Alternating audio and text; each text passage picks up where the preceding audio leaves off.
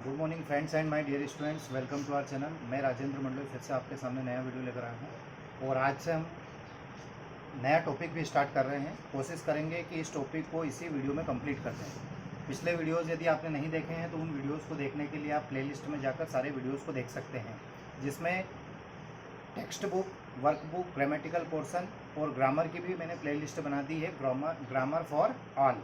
तो पिछले वीडियोस को उसमें देख सकते हैं। पिछले 3-4 दिन से हम एक्टिव से पैसिव कर रहे थे और आज हम नया टॉपिक ले रहे हैं। तो बिल्कुल भी ज़्यादा टाइम वेस्ट ना करते हुए आज के वीडियो की हम शुरुआत करते हैं।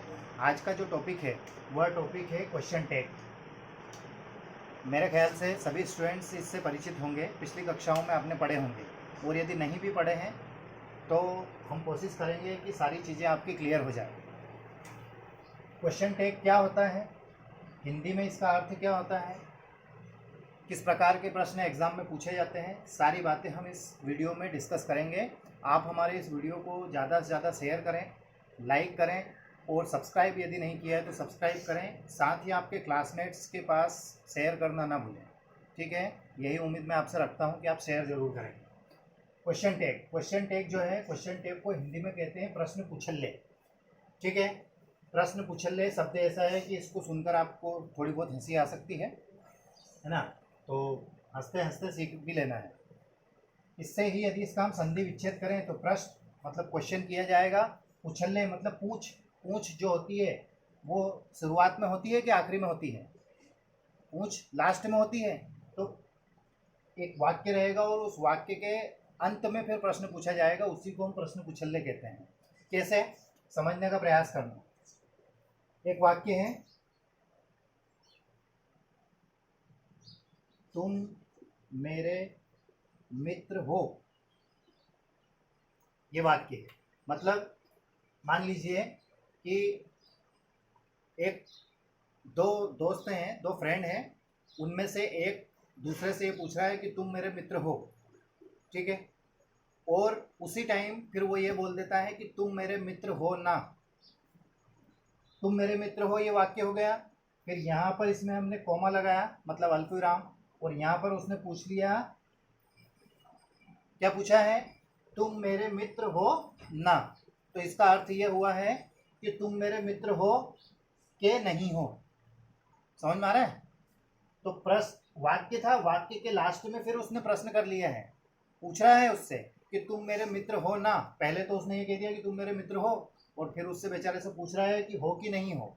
तो ये जो है यही क्वेश्चन टैग, जिसे हम कहते हैं कि तुम मेरे मित्र हो, और फिर उससे हाँ या नाम जवाब पूछ रहा है कि तुम मेरे मित्र हो कि नहीं हो। तो शॉर्टकट में उसने ना लगा दिया है यहाँ पर। तो यही क्वेश्चन टैग है। अब इसको अंग्रेजी में किस प्रकार से हम हल करते हैं और इसके क्या क्या रूल्स हैं वह हम देखते हैं, ठीक है। एक एग्जाम्पल दे रहा हूँ, उसके माध्यम से आपको समझ में आएगा। देखिए, आई टीच इंग्लिश, वाक्य दिया गया है, ऐसा एग्जाम में भी आता है। आई टीच इंग्लिश, मैं अंग्रेजी पढ़ाता हूँ, और यहाँ पर दे दिया जाएगा एड क्वेश्चन टैग,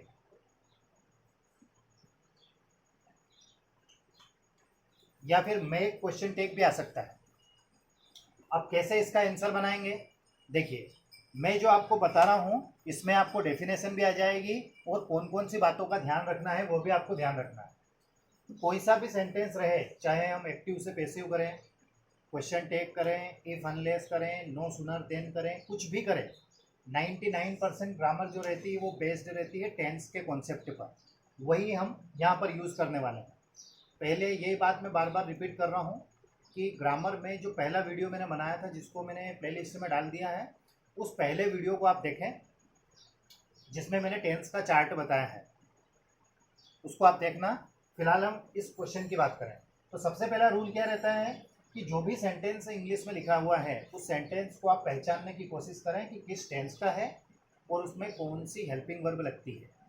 बस ये आप यदि फाइंड आउट करना सीख जाते हैं तो ज़्यादा से ज़्यादा आप ग्रामर अच्छे से सीख पाएंगे।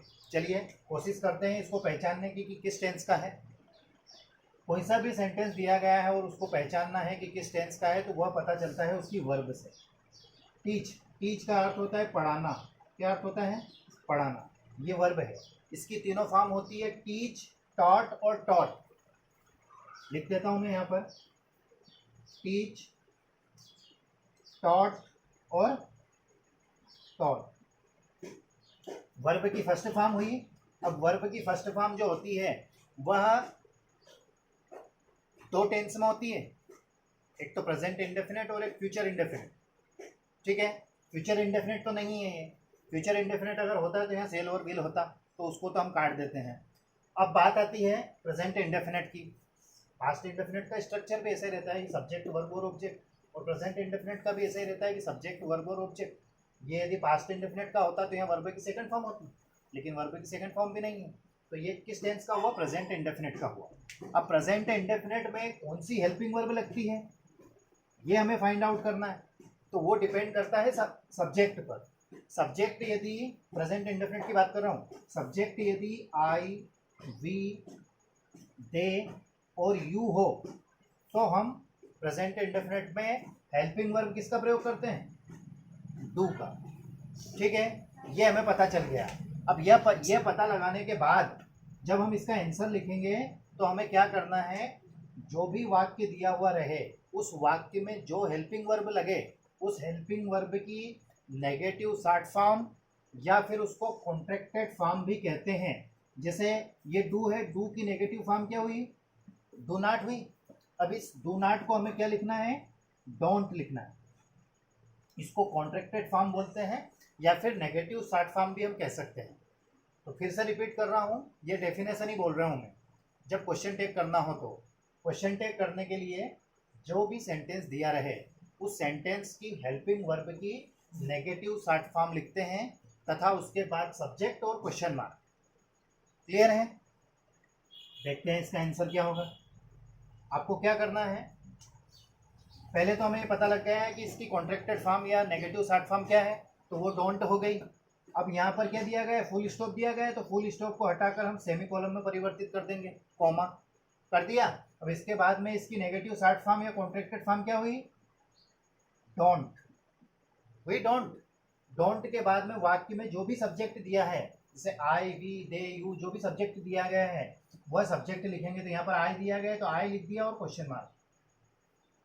ठीक है, फिर रिपीट कर रहा हूँ, जो भी सेंटेंस दिया हुआ रहे उस सेंटेंस की हेल्पिंग वर्ब की कॉन्ट्रैक्टेड फॉर्म या उसको हम नेगेटिव शॉर्ट फॉर्म कहते हैं, जैसे डू का डोंट, डज का डजंट। ये मैं अभी आपको बताऊंगा कि कौन सी हेल्पिंग वर्ब की क्या होती है, वो लिख देंगे। फिर सब्जेक्ट और क्वेश्चन मार्क। एक एग्जांपल और दे रहे हैं, जैसे लिखा हुआ है राम इज राइटिंग। ठीक है, इसको हमें क्वेश्चन टेक करना हो तो क्या करेंगे? हेल्पिंग वर्ब क्या है? इज दी गई है, तो इज की कॉन्ट्रैक्टेड फॉर्म क्या होगी? इजंट। ठीक है, देखिए क्या कर दिया हमने, इज को इजंट लिख दिया। फिर सब्जेक्ट दिया गया है, सब्जेक्ट क्या है? यहाँ किसी का नाम है, तो यदि यहाँ पर किसी का नाम आता है जैसे राम, श्याम, घनश्याम, सीता, गीता, जो भी नाम है, तो वो जो नाम है उसका हमें प्रोनाउन लिखना है। राम का प्रोनाउन क्या लिखेंगे हम? ही। ठीक है, यहाँ रानी होता, शिवानी होता, एनी होता तो हम सी लिख देते। समझ में आया? तो ये क्वेश्चन टेक। अब इसके रूल्स जो कॉन्ट्रैक्टेड फॉर्म के हैं वो मैं आपको बता देता हूँ। टेंस में जितनी भी हेल्पिंग वर्ब होती है उन सारी हेल्पिंग वर्ब की कॉन्ट्रैक्टेड फॉर्म मैंने यहाँ पर लिख दी है, ये आपको याद होना चाहिए।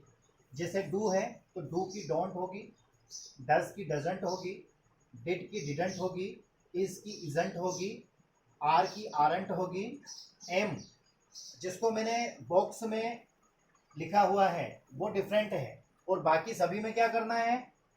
एनटी लगाना है। जैसे डू है तो डू में हमने क्या लगा दिया? एन, और ये इसको बोलते हैं एपोस्ट्रोफी। क्या बोलते हैं इसको? एपोस्ट्रोफी। डू में एन टी, और दो एन और टी के बीच में ऊपर यहाँ एपोस्ट्रोफी लगाना है। लेकिन सिर्फ 3 ही हेल्पिंग वर्ब ऐसी है पूरे टेंस में जो थोड़ी बहुत चेंज होती है। जैसे एम है तो एम का आरंट होगा, क्यों होगा? ये समय आने पर मैं आपको बता दूंगा, अभी ये बीच में बताना अभी थोड़ा सा मेरे ख्याल से सही नहीं है। इसके बारे में हम डिस्कस करेंगे बाद में, या जब क्लासेस स्टार्ट होंगी उस समय हम डिस्कस करेंगे। हैज़ का हैज़ंट होगा, हैव का हैवंट होगा, वॉज का वाजंट होगा, वर का वरंट होगा, हेड का हेडंट होगा, शेल, इस शेल की भी स्पेलिंग में थोड़ा सा डिफरेंट होगा, SHANT होगा, ठीक है, शैंट। और विल का WONT, वॉन्ट होगा। बस ये इतना चेंज है, क्लियर है। कुछ एग्जांपल्स करते हैं, इसको आप नोट कर लेना, और उसके बाद में मैं आपके लिए होमवर्क के लिए क्वेश्चन भी दूंगा। इसको मिटा रहा हूँ मैं, वीडियो को पॉज करें, पॉज करने के बाद में आप इनको नोट कर लें। स्पेशली ध्यान आपको किन पर रखना है, शेल, विल और एम का, ठीक। बाकी में एंटी लगाना है बस।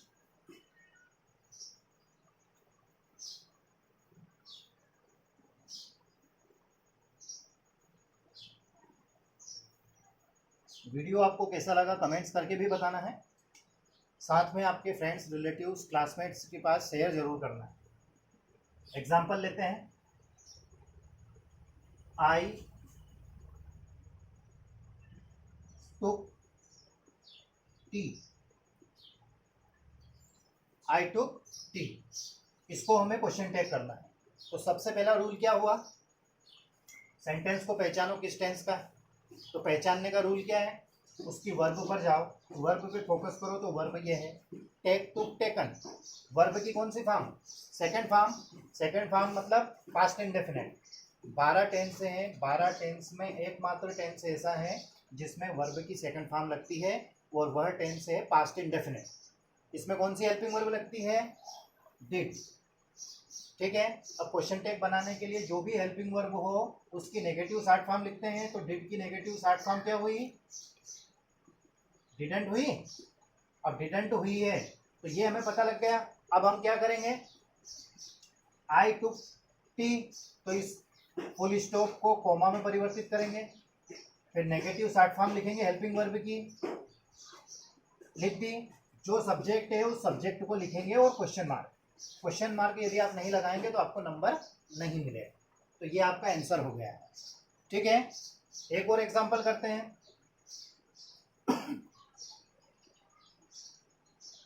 शिवानी सिंग्स ए सॉन्ग, इसका हमें क्वेश्चन टैग करना है। तो क्या करेंगे, सबसे पहले पहचानेंगे किस टेंस का है, वो पता चलेगा वर्ब से। तो वर्ब की फर्स्ट फॉर्म सिंग, सेंग, संग। अब वर्ब की फर्स्ट फॉर्म में क्या लिखा हुआ है, एस लगा हुआ है, एस लगा हुआ है, तो ये हुआ तो प्रेजेंट इंडेफिनिट का, लेकिन इसमें हेल्पिंग वर्ब कौन सी आएगी, जब वर्ब की फर्स्ट फॉर्म में एस या एस लगा हुआ होता है तो हेल्पिंग वर्ब डज। और डज की कॉन्ट्रैक्टेड फॉर्म क्या होगी, डजंट, ठीक है। अब देखिए यहां पर इस फुल स्टॉप को कोमा में परिवर्तित करेंगे, फिर डजंट, डजंट के बाद सब्जेक्ट जो भी दिया गया है, यदि किसी कोई नाम है तो नाम का प्रोनाउन लिखेंगे। तो शिवानी का प्रोनाउन क्या होगा, शी। ये आपका आंसर होगा, ठीक है। कुछ क्वेश्चंस मैं आपको दे रहा हूं जो आपको मुझे कमेंट्स करके बताना है। बाकी वीडियो आपको कैसा लगा कमेंट्स करके जरूर बताएं, और आपके फ्रेंड्स के पास शेयर जरूर करें, क्लासमेट्स के पास। देखिए, she will go to school. एक और है, दे, माफ कीजिएगा, we shall play well. Third है, आई एम अ स्टूडेंट। ये 3 क्वेश्चन दे रहा हूं, इनके आंसर्स आप मुझे कमेंट्स करके बताएंगे, ठीक है। पिछले वीडियोस नहीं देखे हैं तो उन पिछले वीडियोस को देखने के लिए प्लेलिस्ट में जाइए, वहाँ पर text book, workbook, grammatical portion A to Z material आपको कक्षा 9वीं से 12वीं तक का मिलेगा, ठीक है दोस्तों। वीडियो कैसा लगा कमेंट्स करके जरूर बताएं। Thank you very much for watching.